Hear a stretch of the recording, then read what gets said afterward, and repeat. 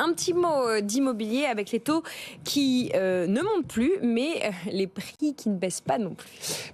Je ne vais pas faire trop long là-dessus. Vous avez fait une très belle chronique la semaine dernière sur ces villes dont les prix finalement n'ont pas baissé.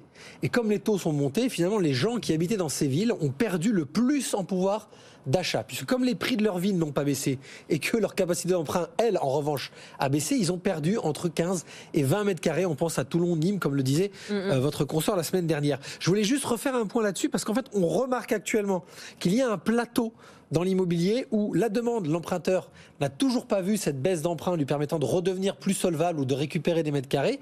Et la chute des prix immobiliers qu'on attend, même sur des villes qui ont été impactées comme Lyon, Bordeaux, même Paris, elle reste quand même inférieure à 10%. Donc on a un espèce de plateau en ce moment sur ce sujet-là.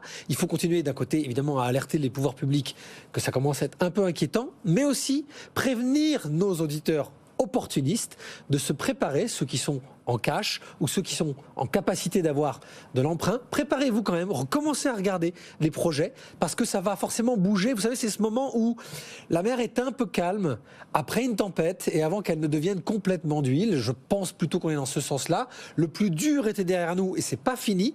Mais commencez peut-être à vous intéresser à ça parce qu'à partir du moment où on arrive à ce stade où l'offre et la demande se sclérosent, il y a un moment donné où ça va se déséquilibrer. Soyez opportunistes et tenez-vous prêts.